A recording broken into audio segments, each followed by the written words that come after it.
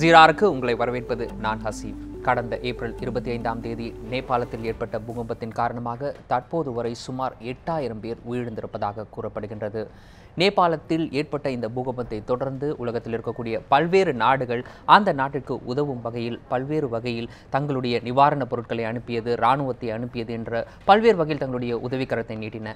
இருந்தபோதும் நேபாளத்தினுடைய அருகில் இருக்கக்கூடிய மிகப்பெரிய நாடான இந்தியா தரப்பிலிருந்து வழங்கப்பட்ட உதவி மிக முக்கியமான உதவி என்றே கூறலாம்.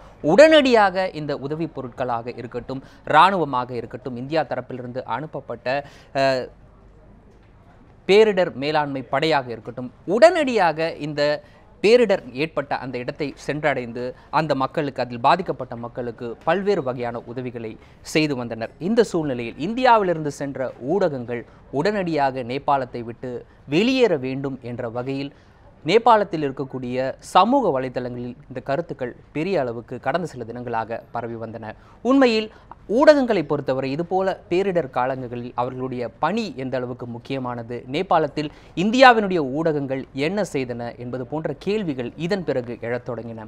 இது குறித்து இன்று பேச இருக்கின்றோம். இது குறித்து பேசுவதற்காக நேபாளத்தில் நேரடியாக சென்று செய்தி சேகரித்த நம்முடைய செய்தியாளர் சஞ்சீவி நம்மோடு இணைந்திருக்கின்றார். அதே போல அவருடன் சென்ற ஒளிப்பதிவாளர் ராஜாராம் அவர்களும் நம்மோடு இணைந்திருக்கின்றார். அதை தாண்டி நேபாள பேரிடரில் நேரடியாக சென்று அங்கிருக்க பாதிக்கப்பட்ட மக்களுக்கு உதவி செய்த அப்துல் கனி அவர்களும் நம்மோடு இணைந்திருக்கின்றார். இவர்களுடன் பேச இருக்கின்றோம். அதற்கு முன்னர் இது தொடர்பான ஒரு செய்தி தொகுப்பை பார்த்து விடலாம். கடந்த மாதம் 25ஆம் தேதி நேபாளத்தில் சக்தி வாய்ந்த நிலநடுக்கம் ஏற்பட்டது. ரிக்டர் அளவுகோலில் 7.9 என்ற அளவில் பதிவான இந்த நிலநடுக்கத்தால் சுமார் 1.5 லட்சத்திற்கும் மேற்பட்ட வீடுகள், கட்டிடங்கள், நினைவு சின்னங்கள் இடிந்து தரைமட்டமாகின. இதனைத் தொடர்ந்து இந்தியா, அமெரிக்கா, ஜப்பான் உள்ளிட்ட 34 நாடுகளின் மீட்புக் குழுக்கள் நேபாளத்திற்கு விரைந்தன. என்றாலும் இவற்றில் இந்திய தேசிய பேரிடர் மீட்பு படைகளின் ஆபரேஷன் மைத்ரியின் பணி முக்கியத்துவம் வாய்ந்ததாகவே நேபாள மக்களால் பார்க்கப்பட்டது. கடந்த வாரம் இதுகுறித்து பேசிய நேபாள பிரதமர் சுஷில் கொய்ராலா, இத்தகைய தருணத்தில் இந்திய அரசின் மனிதநேய அடிப்படையிலான உதவிகளுக்கு நேபாளம் தீர்க்க முடியாத அளவிற்கு நன்றி கடன் பட்டுள்ளதாக குறிப்பிட்டிருந்தார்.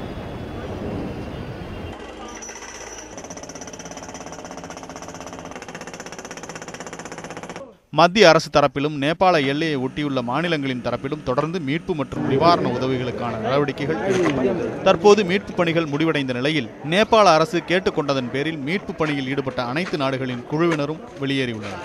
இந்திய ஊடகங்கள் மீது எழுப்பப்பட்ட புகார்களின் அடிப்படையில் இவ்வாறு கேட்டுக்கொள்ளப்பட்டதா என்ற சந்தேகம் எழுப்பப்பட்டது. அனைத்து நாடுகளின் மீட்பு குழுவினரும் வெளியேறுமாறு கூறப்பட்டுள்ள நிலையில் இதுகுறித்து வேறு எந்த கோணத்திலும் சிந்திக்க வேண்டிய அவசியமே இல்லை என்று மத்திய உள்துறை இணையமைச்சர் கிரண் ரிஜிஜு தெரிவித்துள்ளார்.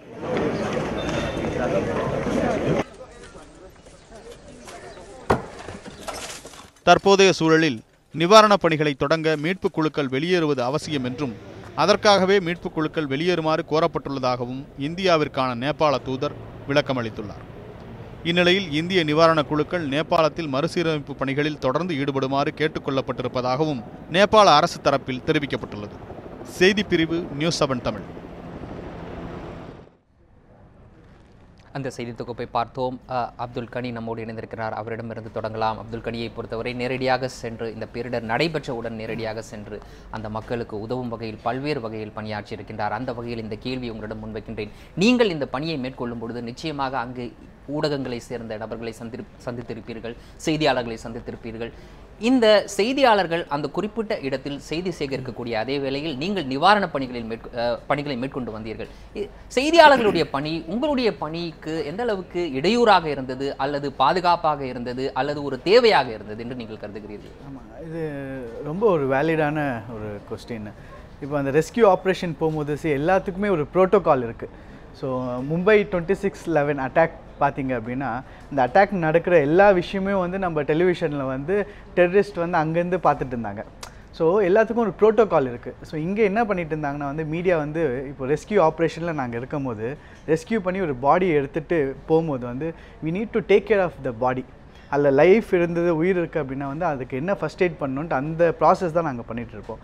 அப்போ என்னென்னா வந்து மீடியாக்குன்ட்டு ஒரு லிமிட் இருக்குது. ஸோ அந்த லிமிட்டில் வந்து என்னென்னா வந்து அங்கே பிகாஸ் ஆஃப் லேக் ஆஃப் வாலண்டியர்ஸ்னால மீடியா என்ன பண்ணிட்டாங்க, க்ளோஸ் அக்சஸ் அவங்க என்ன பண்ணால் அந்த ரெஸ்கியூ பண்ணுறதுக்கு க்ளோஸாக வந்துட்டு ஃபுட்டேஜஸ் வேணும், ப்ளஸ் அந்த இது வேணும் அப்படின்ட்டு. இம்பார்ட்டன்ட் தான், but every second what we delay we are going to miss a life. So so that is something which is very important that media did not understand. So அது என்னென்ன வந்து it is not exactly Indian media அப்படின்ட்டு சொல்கிறாங்க, but அதை வந்து I would strongly object. Not Indian media, many media, even the lot of international media நிறைய பேர் வந்தாங்க. அதில் one of the rescue operation பண்ணவங்க என்ன பண்ணாங்கன்னா, தி மேட் எ கம்ப்ளைண்ட். இந்த மாதிரி வந்து மீடியா வந்து க்ளோஸாக வரும்போது எங்களால் வந்து ரெஸ்கியூ ஆப்ரேஷன் பண்ண முடியல, ஸோ அதை வந்து நம்ம இது பண்ணுங்க அப்படின்ட்டு. அங்கே அன்ஃபார்ச்சுனேட்டாக ஒரு இந்தியன் மீடியா பர்சன் இருந்தனால என்ன ஆயிடுச்சுன்னா, எல்லாம் இந்தியன் மீடியா வந்து ஃபுல்லாக அப்படி இருக்காங்க அப்படின்ட்டு. It is not that all Indian media was that, it is on one point of time where this scenario happen. ஆகவே இது போன்ற மீட்பு பணியில் ஈடுபட்ட நபர்களுக்கு அங்கிருந்த ஊடகவியலாளர்களால் ஒரு சிறு பிரச்சனை என்பது இருந்து கொண்டுதான் இருந்தது என்பது உங்களுடைய கருத்தாக இருக்கின்றது. நேபாளத்திற்கு நேரடியாக சென்று செய்தி சேகரித்த நம்முடைய செய்தியாளர் சஞ்சீவி நம்மோடு இருக்கின்றார். சஞ்சீவி, அப்துல் கனி முன்வைக்கக்கூடிய குற்றச்சாட்டை நீங்கள் எவ்வாறு பார்க்கிறீர்கள்? நீங்கள் நேரடியாக சென்று செய்தி சேகரித்திருக்கிறீர்கள். நிச்சயமாக மீட்பு பணியில் ஈடுபட்ட நபர்களை பார்த்திருப்பீர்கள், அங்கு மீட்கப்பட்ட நபர்களை பார்த்திருப்பீர்கள், அதே வேளையில் செய்தியும் அங்கிருந்து வழங்கி வந்தீர்கள். இந்த சூழலில் அப்துல் கனி முன்வைக்கக்கூடிய குற்றச்சாட்டை நீங்கள் எவ்வாறு பார்க்கிறீர்கள்? இல்லை, அவர் வைக்கக்கூடிய குற்றச்சாட்டு வந்து உண்மைதான் சொல்லணும். ஏன்னா முதல் 2 அல்லது 3 நாட்கள் பொறுத்த வரைக்கும் பார்த்தோம்னா காட்மாண்டு பகுதியிலே மீட்பு பணிகள் வந்து ரொம்ப தீவிரமாகவே நடந்தது. தேசிய பேரிடர் மீட்பு குழு மட்டும் இல்லாமல் நேபாளுடைய ஆர்மியும் டைரெக்டாக வந்து இன்வால்வ் ஆனாங்க. அதே போல் பல ஃபாரினர்ஸும் வந்து, அதாவது வெளிநாட்டு பயணிகளும் வந்து இந்த மீட்பு பணியில் அந்த தீவிரமாக ஈடுபட்டு வந்தாங்க. இந்நிலையில் கிட்டத்தட்ட 1200 மீடியா இருந்தது உலகம் முழுவதும். வந்து இந்தியாவிலேருந்து மட்டும் கிட்டத்தட்ட 100கணக்கான மீடியா, உலகம் முதலேருந்து கிட்டத்தட்ட 1200 பேர் வந்து இந்த மீடியாவை சேர்ந்தவங்க மட்டும் சொல்லிட்டு இந்த ரிப்போர்ட்ஸ், நேபாளோட ரிப்போர்ட் சொல்லுது. இப்படி இருக்க பட்சத்தில் வந்து இந்த மீட்பு பணியில் கண்டிப்பாக ஒரு டிஸ்டர்பன்ஸ் இருக்க தான் செய்யுது. ஏன்னா மீட்பு பணி நடந்துட்டு இருக்கும்போது சுற்றி ஒரு 30-40 கேமரா இருக்கும்போது அது மீட்பு பணியில் டிஸ்டர்பன்ஸ் ஒரு விஷயம் கண்டிப்பாக இருக்க தான் செய்யுது. முதல்ல ஒரு 2 அல்லது 3 நாட்கள் பொறுத்த வரைக்கும் இந்த டிஸ்டர்பன்ஸ் ஆனது இருந்தால் செய்யுது. அதே போல் வந்து நீங்கள் சார் சொன்ன மாதிரி வந்து ஒரு கொண்டு வந்துட்டு இருக்கும்போது கேமரா கிட்ட போய் வேணும், எக்ஸ்க்ளூசிவாக விஷுவல்ஸ் வேணும்.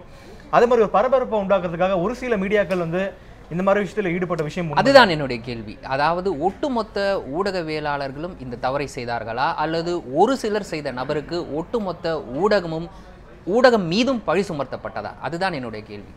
இல்லை சார், கண்டிப்பாக நான் ஏற்கனவே கூறியது போல் வந்து சமூக பொறுப்புன்றது மீடியாவுக்கு கண்டிப்பாக சோஷியல் ரெஸ்பான்சிபிலிட்டின்ற ஒரு விஷயம் கண்டிப்பாக இருக்குது. அதனால் அவர் சொன்ன மாதிரி ஒரு சில மீடியாக்கள் தான் இந்த மாதிரி ஒரு பரபரப்பை உண்டாக்கணும். தவிர குறிப்பாக நேபாளத்தை பொறுத்த வரைக்கும் பார்த்தோம்னா இந்தியாவோட மீடியாக்கள் அதிகமாக வருது. நேபாளோட மீடியா ஒரு அந்த ப்ராட்காஸ்டிங் ரொம்ப கம்மி. ஸோ இந்தியாவோட மீடியாஸை நிறைய பார்க்குறாங்க. குறிப்பாக நேஷனல் மீடியா, ஹிந்தி மீடியா, அதே மாதிரி இங்கிலீஷ் மீடியாக்களை தான், ஆங்கில மீடியாவை தான் அங்கே அதிகமாக பார்க்குறாங்க மக்கள். ஸோ இப்படி ஒரு சுச்சுவேஷன் இருக்கும்போது வந்து இங்கே ஒரு பிரதிபலிப்பு எப்படி இருக்குன்னா, இந்தியா தான் சேவியர் ஆஃப் த நேபாள் அப்படின்ற மாதிரி ஒரு நியூஸ் போட்டாங்க, அந்த மாதிரி ஒரு போர்ட்ரே பண்ணாங்க. ஸோ இதுவும் மக்கள் மத்தியில் ஒரு கோபத்தை உண்டாக்கின்னு சொல்ல முடியும்.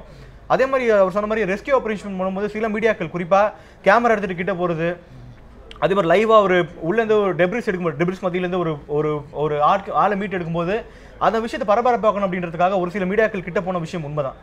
நீங்கள் ஒளிப்பதிவாளரை பற்றி பேசும்பொழுது நம்முடைய ஒளிப்பதிவாளர் நம்மோடு இருக்கின்றார். அவரிடம் இந்த கேள்வியை முன்வைக்க வேண்டிய தேவை இருக்கின்றது. சஞ்சீவி குறிப்பிட்டது போல ஒரு சில ஊடகங்களைச் சேர்ந்த ஒளிப்பதிவாளர்கள் தங்களுக்கு அந்த குறிப்பிட்ட காட்சிகளை படம் பிடிக்க வேண்டும் என்ற வகையில் ஆர்வ மிகுதியின் காரணமாக இது போன்று நிவாரண பணியில் ஈடுபடக்கூடிய நபர்களுக்கு இடையூறை ஏற்படுத்தி இருந்தார்கள் என்ற கருத்தை முன்வைக்கின்றார். நீங்கள் ஒளிப்பதிவு செய்தீர்கள்.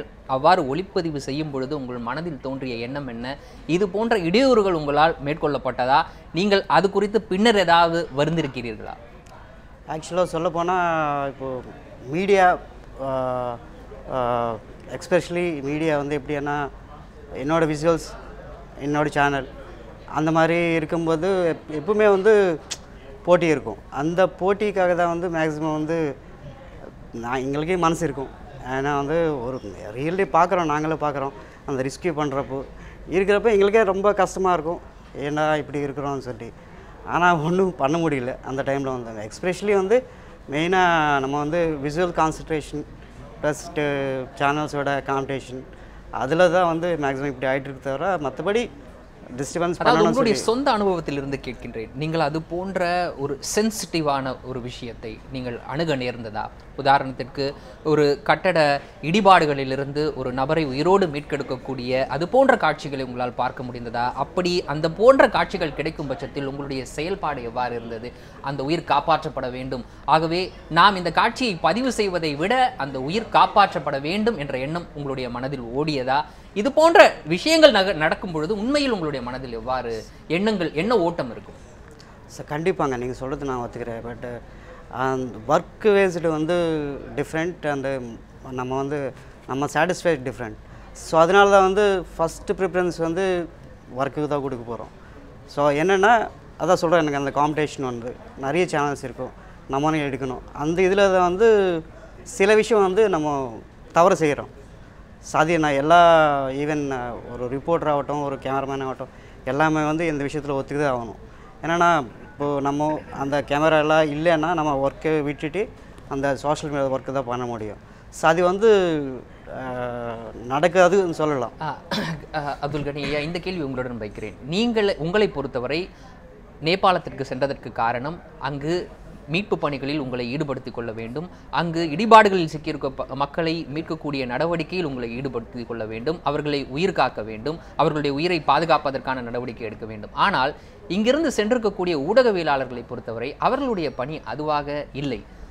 அங்கு நடைபெற்றிருக்கக்கூடிய ஒரு கோரத்தை, அங்கு நடைபெற்றிருக்கக்கூடிய ஒரு பிரச்சனையை உலகத்தினுடைய பார்வைக்கு கொண்டு செல்ல வேண்டும். இதன் மூலம் பல நன்மைகள் கிடைப்பதற்கும் கூட வாய்ப்பு இருக்கின்றது. இவ்வளவு பெரிய ஒரு பேரிடர் ஏற்பட்டு இருக்கின்றது. இந்த மக்கள் அடிப்படை வசதிகள் இல்லாமல், அடிப்படையாக கிடைக்கக்கூடிய பொருட்கள் இல்லாமல் வாடிக்கொண்டிருக்கிறார்கள் என்ற தகவல் உலக அளவில் இருக்கக்கூடிய மக்களுக்கு சென்றடையும். அதன் மூலம் நிவாரணப் பொருட்கள் இந்த மக்களை வந்தடைவதற்கான வாய்ப்பும் கூட இருக்கின்றது. இதுதானே ஒரு ஊடகவியலாளரினுடைய பணி. அந்த பணியை அவர்கள் செய்வதில் என்ன தவறு என்று நீங்கள் கருதுகிறீர்கள்? இல்லை, இது தவறா சரியான்ட்டு சொல்கிறதோட ப்ரியாரிட்டி வேணும். ஊடகங்கள் வந்து போய் கவர் பண்ணோம், அது வந்து எவ்ரி கண்ட்ரி ஷுட் நோ. அதனால தான் வந்து அந்த கவரேஜ் பண்ணனால தான் right before when I landed into Kathmandu airport, நீங்கள் நம்ப மாட்டீங்க, எல்லா நாடோட கொடிகள் எல்லாம் இருந்தது. ஸோ எல்லா நாடோட ரெஸ்கியூ டீம் எல்லாம் வந்திருக்காங்க. இந்த வந்ததுக்கு முக்கிய காரணம் என்னென்னு பார்த்தீங்கன்னா மீடியா தான். இன்றைக்கி மீடியா ஒன்று வந்து இது போர்ட்ரேட் பண்ணல அப்படின்னா வந்து யாருக்குமே தெரிய போகிறதில்ல. இந்த நேபாளில் பார்த்தீங்கன்னா ஆல்மோஸ்ட் காட்மாண்டுவில் பார்த்தீங்கன்னா அந்த காட்மாண்டு நேபாள் பீப்புள் தவிர்த்து அங்கே ஃபுல்லாக இருந்தவங்க எல்லாமே வந்து ஃபாரின் ரெஸ்கியூ பீப்புள். ஸோ இவங்க வந்ததுக்கு media played a very major role. But என்னென்னா அந்த செக்மெண்ட் அதுக்கப்புறம் ரெஸ்கியூ ஆப்ரேஷன் பண்ணும்போது வந்து நம்ம ஒரு ப்ரோட்டோகால் வந்து பண்ணுறதில்ல. அந்த ப்ரோட்டோகால் பண்ணாதனால என்னென்னா அங்கே க்ளீனாக இதுவாச்சு. இப்போ போகும்போது இப்போ உங்கள் சேஃப்டியும் இம்பார்ட்டண்ட் இல்லை. உங்கள் சேஃப்டிக்கு நீங்கள் அந்த சேஃப்டி கன்சிடர் பண்ணாமல் நீங்கள் பண்ணீங்க அப்படின்னா வந்து உங்களுக்கு ப்ராப்ளம் வந்தது. ஸோ அந்த மாதிரி சில ஆஸ்பெக்ட்ஸ் வந்து மீடியா பண்ணலை. இப்போ நீங்கள் ஒரு இடத்துல போய் கவரேஜ் பண்ணுறீங்க அப்படின்னா you should also wear a mask, helmet, அந்த மாதிரி சில விஷயங்கள்லாம் பண்ணிகிட்ருக்கணும். ஸோ பண்ணலை அப்படின்னா வந்து உங்களோட சேஃப்டியும் பார்க்க வேண்டியது இருக்குது இல்லையா? அது இல்லாமல் ஒரு டிஸ்டன்ஸில் வந்து you should able to cover. சரி, அவங்க ரெஸ்கியூ பண்ணிட்டு எடுத்துகிட்டு வரும்போது வந்து யூ ஷுட் நாட் பி அவங்களுக்கு ஒரு டிஸ்டர்பன்ஸாக இருக்கக்கூடாது. ஸோ அதனால அவங்க கொஞ்சம் அந்த ரெஸ்கியூ பண்ணுற ஃபாரினர்ஸ் வந்து கொஞ்சம் இரிட்டேட் ஆகிட்டாங்க. அது என்ன பண்ணிட்டாங்க, இமீடியட்டாக they have informed to the government. That's where the scenario happened. ஆகவே ஊடகவியலாளர்களை பொறுத்தவரை அவர்கள் கடைபிடிக்க வேண்டிய விதிமுறைகளை கடைபிடிக்க வேண்டும் என்ற கருத்தை நீங்கள் முன்வைக்கிறீர்கள். சஞ்சீவி, இதற்கான பதிலை உங்களிடம் நான் கேட்டு பெறுகின்றேன். அதற்கு முன்னர் 06 ஒரு சிறிய இடைவேளை. நியூஸ் 7 தமிழ், பொறுப்பும் பொது நலமும்.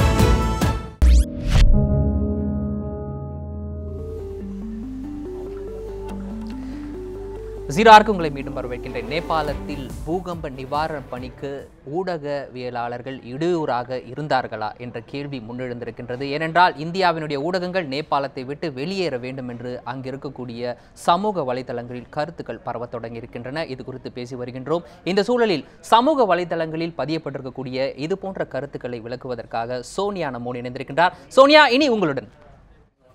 நன்றி அசிஃப். அதாவது பார்த்தீங்கன்னா கோஹோம் இந்தியன் மீடியா அப்படின்னு சொல்லி மே 2ஆம் தேதியிலேருந்தே டாப் ட்ரெண்டிங்கில் இருந்துட்டு வந்தது. அதை பற்றி நிறைய ட்வீட்ஸ், அதுவும் நேபாளிஸ் வந்து கிட்டத்தட்ட 1 லட்சம் ட்வீட் வந்து பண்ணியிருக்காங்க அப்படின்ற விஷயமும் வந்து பார்க்க முடிஞ்சது. முதல்ல ஒரு பையன் தான் வந்து இது வந்து நேபாளை சேர்ந்த அந்த பையன் தான் வந்து இந்த ஒரு ட்வீட் போட்டிருக்காரு. இதான் முதல்ல போட்ட ட்வீட் மே 2ஆம் தேதி. அதாவது இந்தியர்கள்லாம் அந்த ரெஸ்கியூ பண்ண வந்தவங்க, மீடியா பர்சன்ஸ்லாம் வெளியில் கிளம்புங்க அப்படிங்கிற மாதிரி ஆரம்பிச்சிருக்காங்க. ஆரம்பிச்சதுக்கப்புறம் இது வந்து ரொம்ப டாப் ட்ரெண்டிங்லேயே போச்சு. இதுக்கப்புறம் பார்த்தீங்கன்னா நேபாளிஸ் மட்டும் இல்லை, இந்திய மக்களும் கூட நம்மளுடைய மீடியாவை சாடி நிறைய ட்வீட்ஸ் எழுதியிருந்தாங்க. நிறைய பேர் வந்து இதுக்கு ஆதரவும் தெரிவிச்சிருந்தாங்க. இந்த அதாவது கோஹோம் இந்தியன் மீடியாவுக்கு அதுக்கப்புறமும் வந்து சாரி கேட்டும் இந்திய மக்கள் தரப்புலேருந்து நிறைய ட்வீட்ஸ் வந்து முன் வச்சாங்க. இதை பார்த்திங்கன்னா என்ன சொல்கிறாங்க, நேபாளிஸ் வந்து உடனடியாக மீடியாவோட ஒரு போலித்தன்மையை வந்து கண்டுபிடிச்சிட்டாங்க அப்படிங்கிற மாதிரி நேபாள மக்களை வந்து ரொம்பவே பெருமையாகவும் சிலர் வந்து ட்வீட் போட்டிருந்தாங்க. அந்த மாதிரியான ஒரு ட்வீட் தான் இது. அதுக்கடுத்து தான் பார்த்திங்கன்னா, அதாவது நம்ம இந்தியன்ஸ் வந்து ரொம்பவே வந்து மீடியாவை நினச்சி நம்ம ரொம்ப வந்து அசிங்கப்பட வேண்டியது இருக்குது. அது ஏற்கனவே சொன்ன மாதிரி சாரி கேட்டாங்க அப்படின்ற விஷயம் வந்து சொன்னோம் இந்தியர்கள். அந்த மாதிரியான ஒரு விஷயம் தான் இது.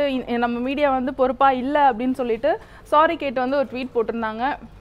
அதுக்கப்புறமா பார்த்திங்கன்னா அதான் இவங்க வந்து என்னென்னா யதார்த்தமாக உள்ளே வந்து பார்த்துருக்காங்க. கோஹோம் இந்தியன் மீடியான்னு அப்படி ஆரம்பித்து அதுக்கான ஒரு ஃபீல் பண்ணியே இந்தியர்கள் வந்து சாரி கேட்ட ட்வீட் வரைக்கும் என்னால் பார்க்க முடிஞ்சது. சோஷியல் மீடியாவோட பவர் இதுலேருந்தே தெரியுது அப்படின்னு ஒருத்தவங்க ட்வீட் பண்ணியிருக்காங்க.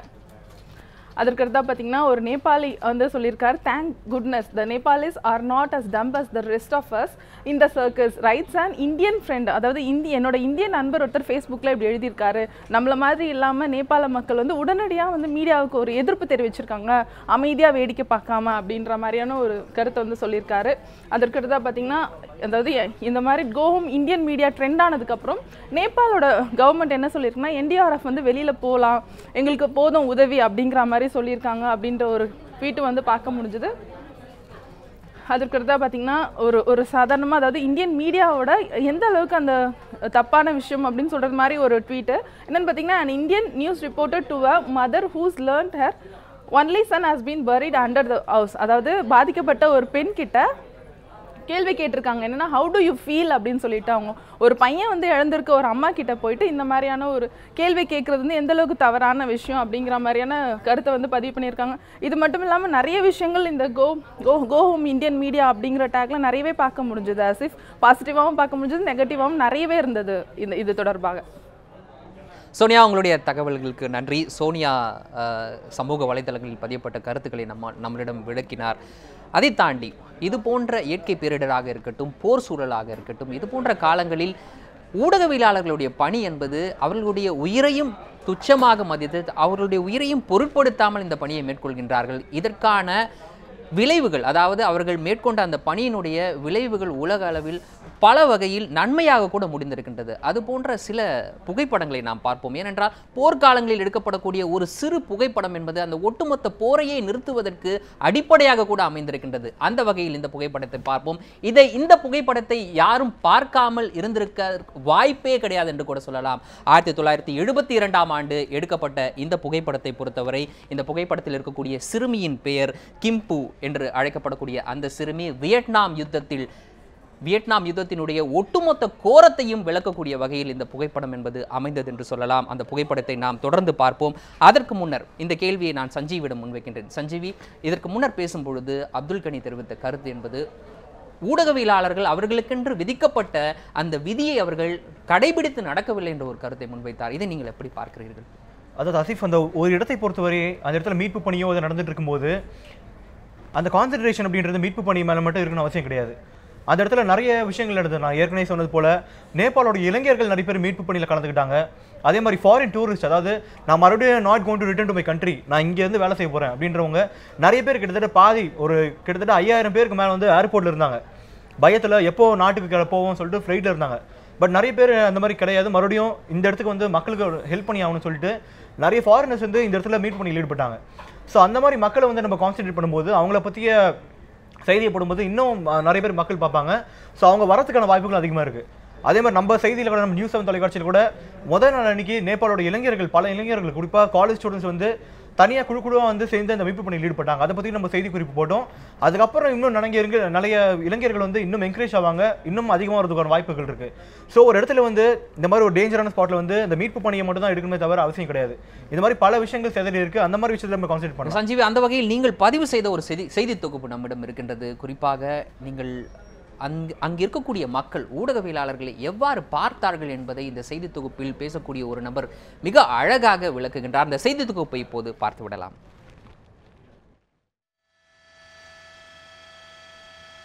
நிலநடுக்கத்தால் நிலை குலைந்த நேபாளத்தில் இந்திய ஊடகங்கள் பாதிக்கப்பட்டுள்ள மக்களின் உணர்வுகளை புரிந்து கொள்ளாமல் செய்தி சேகரிப்பில் ஈடுபட்டதாக சமூக வலைதளங்களில் விமர்சனங்கள் எழுந்தன. இந்திய ஊடகங்களை வெளியேறுமாறு வலியுறுத்தி ட்விட்டர் தளத்தில் கோஹோம் இந்தியன் மீடியா என்ற ஹேஷ்டேக் பரவியதும் இதற்கு முக்கிய உதாரணம். நேபாளத்தில் மீட்பு மற்றும் நிவாரணப் பணிகளில் இந்தியா முக்கிய பங்கு வகித்தது என்பதை அந்நாட்டு அரசும் ஒப்புக்கொண்டுள்ளது. எனினும் இந்திய ஊடகவியலாளர்கள் இது தொடர்பான செய்திகளை சேகரித்து வெளியிட்டதில் கடைபிடித்த அணுகுமுறை நேபாளத்தில் ஒரு தரப்பு மக்களின் மத்தியில் அதிருப்தியை ஏற்படுத்தியதாக கூறப்படுகிறது.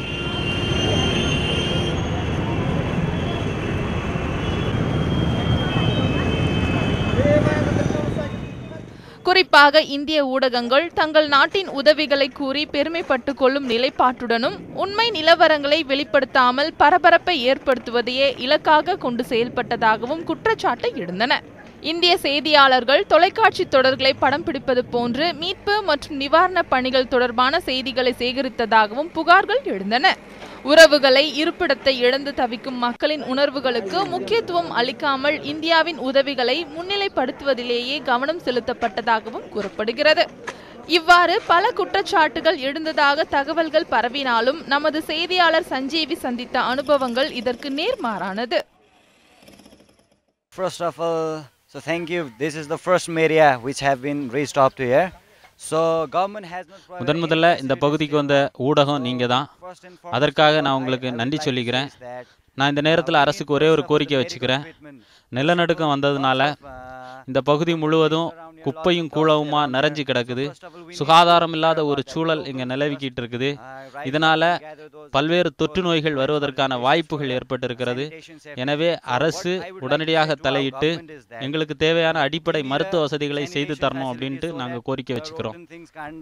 transmit any diseases to us, so not any government has reached up to this level right now. இந்நிலையில் மீட்பு பணியில் ஈடுபட்ட இந்தியா உள்ளிட்ட 34 நாடுகளின் மீட்பு குழுவினரை வெளியேறுமாறு நேபாள அரசு கேட்டுக்கொண்டது.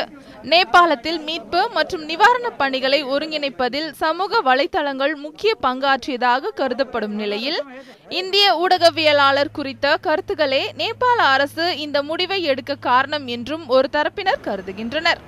ஆனால் மீட்பு பணிகள் நிறைவு பெற்று தற்போது சீரமைப்பு பணிகள் தொடங்கியிருப்பதாலேயே மீட்பு குழுவினரை வெளியேறுமாறு கேட்டுக்கொண்டதாக நேபாள அரசு விளக்கம் அளித்துள்ளது.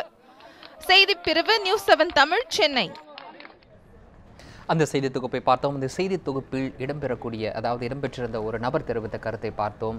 நீங்கள் தான் முதல் ஊடகம், இந்த பகுதிக்கு வரக்கூடிய முதல் ஊடகம். அந்த வகையில் அரசுக்கு இந்த ஊடகத்தின் மூலமாக நான் ஒரு கோரிக்கையை முன்வைக்கின்றேன் என்ற வகையில் அவர் தன்னுடைய கருத்தை பதிவு செய்திருந்தார். அப்படி பார்க்கும் பொழுது ஊடகம் தன்னுடைய பணியை மிக சரியாக செய்து கொண்டிருக்கின்றது, செய்தது என்று கூட நாம் எடுத்துக்கொள்ளலாம் அல்லவா? இந்த கேள்வி உங்கள் முன்வைப்பதற்கு முன்னர் அதாவது நீங்கள் செய்தி சேகரித்த அந்த இடம் எப்படிப்பட்ட இடம், எங்கு போனீர்கள், எதன் அடிப்படையில் அந்த நபர் அந்த கருத்தை முன்வைக்கிறார்? காட்மாண்டு பகுதியை பொறுத்தவரை பார்த்தோம் என்றால் ஒட்டுமொத்தமாக எல்லா மீடியாவும் குவிஞ்சது ஒரே இடத்துல தான். டுடுகேல் அப்படின்ற ஒரு ஆர்மி கேம்ப் இருக்கு. அந்த இடத்துல மட்டும் கிட்டத்தட்ட 20,000க்கும் மேற்பட்ட மக்கள் இருந்தாங்க. எல்லா நேஷனல் மீடியாவும் சரி, ஒட்டுமொத்த மீடியாவும் கான்சன்ட்ரேஷன் அங்கே அந்த ஒரு இடத்துல மட்டும் தான் இருந்தது. பட் அதை தவிர நிறைய இடங்கள் இது போல சிறு சிறு இடங்கள் கிட்டத்தட்ட 10 குடிசைகள் 10 கூடாரங்கள் இருந்து அமைக்கப்பட்ட இடங்கள் நிறைய இருந்தது. அந்த இடம் நான் ஒவ்வொரு நாளும் ஒவ்வொரு இடத்துக்கு போயிட்டு இருந்தோம். அந்த மாதிரி ஒரு இடம் தான் இது. அந்த இடத்துல குழந்தைகள் நிறைய இருந்தாங்க. அவர் சொன்ன மாதிரி சுகாதாரமற்ற நிலை, சுற்றி ஃபுட்டு கிடையாது, எதுவுமே கிடையாது, அரசு சார்பாக ஒன்றுமே பண்ணல இந்த இடத்துல அப்படின்ற மாதிரி ஒரு கோரிக்கை வச்சாங்க. அதே மாதிரி இந்த காட்மாண்டு மட்டும் இல்லாமல் வெளியே கிராமத்துக்கு நிறைய கிராமத்துக்கு போனோம். அந்த இடத்துல மீட்பு பணி கூட யாரும் வரலன்னு சொல்லிட்டு இருந்தாங்க. அந்த ஊர் மக்களே தான் சேர்ந்து அந்த இதெல்லாம் கட்டிட இடிபாடுகளை அள்ளி போட்டு அந்த இடத்துல இருந்து பிணங்களை மீட்டாங்க. அந்த மாதிரி கூட நிறைய குற்றச்சாட்டுகள் வச்சாங்க. ஸோ நான் ஒரு ட்வீட்டை படித்தேன். ஆக்சுவலாக நேபாள சேர்ந்த ஒரு நபர் போட்டிருந்தாங்க இந்த மாதிரி, when the media can reach villages where even the rescue team can't reach, why can't they take the first aid kit with them அப்படின்னு கேட்டு ஒரு கொஸ்டின் போட்டிருந்தாங்க. அதாவது இந்த மாதிரி மீட்பு குழுவினர் போக முடியாத இடத்துக்கு மீடியா போகிறாங்க அப்படின்னா ஃபர்ஸ்ட் எய்ட் கிட்ட கொண்டு போகலாம் அப்படின்னு சொல்லிட்டு ஒரு தப்பான பெர்ஸ்பெக்டிவ் சொல்கிறேன். ஏன்னா அது போஸ்ட்மேனா நம்மளால ஒரு மணியை கொண்டு போய் கொடுக்க முடியுமே தவிர, ஒரு இடத்துலேருந்து காசை வாங்கிட்டு போய் இன்னொரு கொடுக்கணுமே தவிர, டேரெக்டாக நம்ம சம்பாதிக்கிற பணத்தை கொண்டு போய் மக்கள் கொடுக்க முடியாது. அதான் நான் சொல்ல ஒரு விஷயம். அதாவது ஃபர்ஸ்ட் இந்த காட்மாண்டு பகுதியில் பொறுத்த வரைக்கும் நிறைய மீட்பு பணிகள் நிறைய துரிதமாக நடந்துன்னு சொல்லிட்டாங்க. அதே மாதிரி அந்த தவிர காட்மாண்டு தவிர வெளியே இருக்க பல இடங்கள் சிந்து பால்சோக். ஆனால் இது போன்ற நடவடிக்கையில் ஈடுபடக்கூடிய ஊடகவியலாளர்கள், இது போன்ற இடங்களில் செய்தி சேகரிக்கக்கூடிய ஊடகவியலாளர்களுக்கு குறைந்தபட்ச மனிதாபிமான அடிப்படையில் அங்கு பாதிக்கப்பட்ட மக்களுக்கு உதவ வேண்டும் என்ற ஒரு எண்ணம் தேவைதானே? இல்லை, கண்டிப்பாக தேவைதான். அதை தான் சொல்ல ஒரு விஷயம். அப்படி நீங்கள் எதிர்கொண்ட சம்பவம் ஏதேனும் இருக்கின்றதா? அதாவது உண்மையில் எதுவுமே கிடைக்காத ஒரு நபர், ஒரு சில மக்களை நீங்கள் பார்த்தீர்கள், அதன் அடிப்படையில் உங்களால் முடிந்த உதவியை நான் அந்த நபருக்கு செய்தேன் என்ற சம்பவம் ஏதேனும் உங்களால் நினைவு கூற முடியுமா? அது ஒரு சம்பவங்கள், நிறைய சம்பவம் பண்ணிட்டு இருக்கோம். அந்த மாதிரி ஆதரவற்ற குழந்தைகளை போய் அவங்களுக்கு கையில் இருந்த பிஸ்கெட்டோ அந்த மாதிரி பிஸ்கெட்டுகளை கொடுத்து அந்த மாதிரி குழந்தைகளை ஆரம்பிக்கிறது, அதே மாதிரி பெரியவங்களை பார்த்து அவங்களுக்கு உதவி பண்ணுறது, இந்த மாதிரி நிறைய விஷயங்களை ஒவ்வொருத்தரும் செஞ்சுட்டு தான். அந்த ஊடகவியலாளர் ஜஸ்ட் நியூஸ் கலெக்ஷன் மட்டும் நாங்கள் போகல. அந்த இடத்துல சோஷியல் ரெஸ்பான்சிபிலிட்டி இருக்குது. அதை தாண்டி ஒவ்வொரு மனுஷனுக்கும் மனசாட்சின்னு ஒரு விஷயம் இருக்குது. ஸோ உள்ளே இருக்க அந்த விஷயங்களை பார்க்கும்போதே ஆட்டோமேட்டிக்காக நம்மளுக்கு தோணுனா நம்ம ஒர்க்கில் கான்சன்ட்ரேட் பண்ண கூட ஆட்டோமேட்டிக்காக நம்மளை மீறி உள்ளே இருக்க அந்த எமோஷன்றது வெளியே வந்துடும். அப்துல் கனி, இந்த கேள்வி உங்களிடம் முன்வைக்கின்றேன். அந்த செய்தி தொகுப்பை பார்த்தீர்கள், அதில் அந்த நபர் தெரிவித்த கருத்தின் அடிப்படையில் ஊடகங்கள் ஒரு மிகப்பெரிய பணியை செய்கின்றன என்று எடுத்துக்கொள்ளலாம் அல்லவா? இல்லை, கண்டிப்பாக நான் ஃபுல்லாகவே அப்ஜெக்ட் பண்ணல. பட் என்னென்னா இவர் சஞ்சீவ் சொன்ன மாதிரி இன்றைக்கி நிறைய ஆர்ம்டு போலீஸ் போகாத இடத்துக்கெல்லாம் மீடியா போயிருக்காங்க. அதில் சஞ்சீவ் பண்ண மாதிரி நிறைய இன்டர்நேஷ்னல் மீடியா ரீச் பண்ணி அவங்கெல்லாம் நிறைய பேருக்கு ஹெல்ப் பண்ணியிருக்காங்க. ஃபார் எக்ஸாம்பிள், நான் முதல்ல போகும்போது ஒரு கிராமம், அந்த கிராமத்துக்கு வழியே இல்லாத ஒரு கிராமத்துக்கு போயிட்டு அங்கே ரெஸ்கியூ ஆப்ரேஷன் பண்ணணுன்ட்டு போகும்போது அங்கே முதல்ல நான் சந்தித்ததே மீடியா ஆள் தான். அப்போ அவர் தான் எனக்கு கைட் பண்ணார், நீங்கள் இங்கே போங்க, இப்படி இருக்குது அப்படின்ட்டு. ஸோ என்டையர் மீடியாவை நான் அப்ஜெக்ட் பண்ணல. பட் அந்த ஒரு சில ரிஸ்கியான இப்போ இந்த விஷுவல்லையும் நீங்கள் பார்த்தீங்க அப்படின்னா ஒரு நார்மலான அதே டால் பில்டிங்ஸ் இருந்தது அப்படின்னா அந்த ரீசன் ஏன் அவங்க எது சொன்னாங்க அப்படின்னா எவ்ரி 8 hours கண்டினியூஸாக எர்த்குவேக் வந்துட்டு இருந்தது. அப்போ நீங்கள் உள்ளே போகும்போது திருப்பி அந்த வந்தது அப்படின்னா ஒரு பிரச்சனையாக இருக்கும். ஸோ அதுக்காக தான் அந்த ஒரு இது பண்ணது. அப்துல் கனி, நாம் தொடர்ந்து பேசுவோம் ஜிராரில். அதற்கு முன்னர் ஒரு சிறிய இடைவேளை. நியூஸ் 7 தமிழ், பொறுப்பும் பொது நலமும்.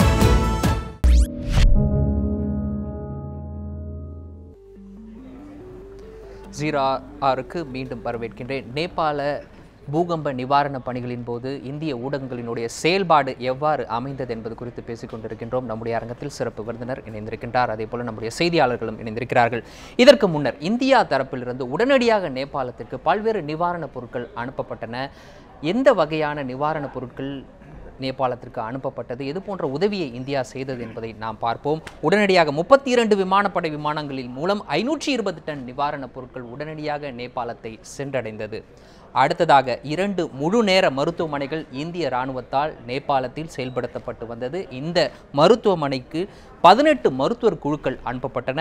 இந்த 18 மருத்துவ குழுக்கள் சுமார் 2600 பேருக்கு நேபாளத்தில் சிகிச்சை அளித்திருக்கின்றது என்ற தகவல் இது இந்தியா தரப்பிலிருந்து, இந்திய அரசு தரப்பிலிருந்து தெரிவிக்கப்படக்கூடிய கருத்து. தேசிய பேரிடர் மீட்பு படையினுடைய 16 மீட்பு குழுக்கள் உடனடியாக நேபாளத்துக்கு அனுப்பப்பட்டன. நான் ஏற்கனவே சொன்னதன்படி 34 நாடுகள் உதவி இருந்தாலும் இந்தியாவினுடைய உதவி நேபாளத்திற்கு மிக முக்கியமான ஒன்று. இந்தியாவுக்கு அருகில் இருக்கக்கூடிய ஒரு நாடு, உடனடியாக நிவாரணப் பொருட்களை எடுத்துச் செல்ல முடியும். அந்த வகையில் இது போன்ற உதவிகளை இந்தியா செய்திருக்கின்றது. அடுத்ததாக இராணுவத்தினுடைய பொறியியல் பிரிவை சேர்ந்த 18 குழுக்கள் நேபாளத்திற்கு அனுப்பப்பட்டன. இந்த பொறியியல் பிரிவினுடைய பணி என்பது இந்த மீட்பு பணியின் போது இது போன்ற முன்னெச்சரிக்கை நடவடிக்கைகளை மேற்கொள்ள வேண்டும் என்ற வகையில் இது போன்ற ஆலோசனைகளை மீட்பு பணியில் ஈடுபடக்கூடிய நபர்களுக்கு கொடுக்கக்கூடிய திறன் படைத்தவர்கள் இராணுவத்தினுடைய பொறியியல் பிரிவை சேர்ந்தவர்கள். அடுத்ததாக 22 ஹெலிகாப்டர்கள் இந்தியாவிலிருந்து பறந்து சென்றிருக்கின்றன. இதில் 207 டன் நிவாரணப் பொருட்கள் நேபாளத்திற்கு அனுப்பி வைக்கப்பட்டிருக்கிறது. ஹெலிகாப்டர்களுடைய பணி, இது போன்ற மீட்பு பணிகளில் ஹெலிகாப்டரினுடைய உதவி என்பது மிக முக்கியமான ஒன்று. சாலைகளின் மூலமாக அடைய முடியாத இடங்களை எளிதாக ஹெலிகாப்டர்கள் மூலமாக அடைய முடியும். அந்த வகையில் இந்த ஹெலிகாப்டர் சுமார் 1700 பேரை மீட்டிருக்கின்றது. 1700 பேருக்கு அடிப்படை மருத்துவ வசதி கிடைப்பதற்கு இந்த ஹெலிகாப்டர்கள் உதவி செய்திருக்கின்றன. ஆகவே இவ்வளவு பெரிய உதவியை இந்தியா முன்வந்து செய்திருக்கின்றது. இருந்தபோதும் மீட்பு பணியில் ஈடுபட்டிருக்கக்கூடிய நபர்களும் வெளியேற வேண்டும் என்ற வகையில் நேபாளம் தன்னுடைய கருத்தை 2 தினங்களுக்கு முன்னர் முன்வைத்திருக்கின்றது. அதன் பிறகு பல்வேறு வகையில் இந்தியா நேபாளத்திற்கு உதவ வேண்டும் என்ற வகையிலும் கூட கருத்துக்கள் நேபாள அரசின் மூலமாக முன்வைக்கப்பட்டு வருகின்றன. இந்தியாவினுடைய உதவி, நீங்கள் நேரடியாக சென்று நிவாரணப் பணியில் ஈடுபட்டவர் என்ற அடிப்படையில் இந்தியாவினுடைய உதவி எந்த அளவுக்கு இருந்தது, உலக நாடுகளினுடைய உதவி எந்த அளவுக்கு இருந்தது நேபாளத்தில்? முதல்ல பார்த்தீங்கன்னா முதல்ல பண்ண ஹெல்ப்பே நம்ம தான். அந்த இமீடியட்டாக தெரிஞ்சோடனே போனது யார் பார்த்தீங்கன்னா, நிறைய இந்தியன்ஸ் அங்கே இருந்திருக்காங்க. எல்லாருமே தெரிஞ்சு இங்கேருந்து வந்தது தான் இருந்தாங்க. ஆனால் நிறைய பேர் பார்த்தீங்கன்னா எங்களை மாதிரி ஆட்கள்லாம் இங்கேருந்து இந்தியாவிலேருந்து அந்த ரெஸ்கியூ ஆப்ரேஷன் பண்ணுறதுக்கு போயிருந்தாங்க. ஸோ ரெண்டாவது அவங்க வச்சிருக்க குற்றச்சாட்டு ஒன்லி மீடியாவை பேஸ் பண்ணி தான் தவிர்த்து இந்த ரெஸ்கியூ பண்ணவங்க மேலெல்லாம் இதுவாக இல்லை. அது ஜென்ரலான எல்லா சோஷியல் மீடியாலேயும் அதை ஜஸ்ட்டு ஒரு இதுவாக பண்ண ஒரு விஷயம் தான். அதே மாதிரி அந்த ரெஸ்கியூ பண்ண எல்லா இன்டர்நேஷனல் ரெஸ்கியூ ஆப்ரேஷன் பண்ண இந்த இடத்தில் ஒன்றை குறிப்பிட விரும்புகின்றேன். இப்போது நம்முடைய சமூக வலைதளங்களில் இருக்கக்கூடிய கருத்துக்களை நம்முடைய செய்தியாளர் சோனியா பகிர்ந்த போது அதில் ஒரு சில படங்களை பார்க்க நேர்ந்தது. அதாவது இந்திய இராணுவம் தான் செய்யக்கூடிய வேலையை, தான் செய்யக்கூடிய மீட்பு பணியை விளம்பரப்படுத்திக் கொள்கின்றது இந்திய ஊடகங்களை பயன்படுத்தி என்ற வகையில் சில குற்றச்சாட்டுகள் முன்வைக்கப்பட்டன. அதன் அடிப்படையில் தான் அந்த கேள்வியும் கூட எழுகின்றது. இல்லை, அதுதான் ஜென்ரிக்கான சிலவங்க போட்டது தான். இன்னைக்கு சோஷியல் மீடியா வந்து நம்ம தான் போடுறோன்ட்டு அப்படி இல்லாமல் வந்து ஜென்ரிக்காக போடுற சில விஷயங்கள், யாரோ எடுக்கிற சில விஷயங்கள் ஷேர் ஆகும்போது அங்கே ஆப்ரேட் பண்ணுறவங்க செப்பரேட்டாக. இப்போ நான் ஒருத்தன் போகிறேன் அப்படின்னா நான் வந்து அங்கே போயிட்டு ரெஸ்கியூ பண்ணுற ஃபோட்டோ எடுத்து இமீடியட்டாக நான் போடணுன்ட்டு அவசியம் இல்லை. நான் பண்ணுறது இன்னொருத்தர் எடுத்து அதை ஷேர் பண்ணி அதை வந்து இந்தியாவில் இருக்க ஒரு சோஷியல் மீடியா ஆப்ரேட் பண்ணுறவங்க அது இந்த ஃபோட்டோ பார்க்கும்போது அதை நம்ம ஆளுங்க தான்ட்டு அவங்க யூஸ் பண்ணுறாங்க. இது வந்து நம்ம ஒரு விஷயம் பார்த்தோன்னே வந்து நம்ம வந்து யூ கேனாட் ஜஸ்டிஃபை அது நம்ம தான் பண்ணுறோம் அப்படின்னு. ஏன்னா இன்றைக்கி சோஷியல் மீடியா வந்து இட்ஸ் பிகம் வைரல். பட் வந்து அங்கே ரெஸ்கியூ பண்ணுறவங்க வந்து இந்தியன் NDMA இருக்கட்டும், இந்தியன் ஆர்மி இருக்கட்டும், எல்லாம் ஃபோர்ஸ் பண்ணுறது வந்து அங்கே நேபாள் கவர்மெண்ட் ஹைலி அப்ரிஷியேட் பண்ணாங்க. Because India was the first country to do that operation.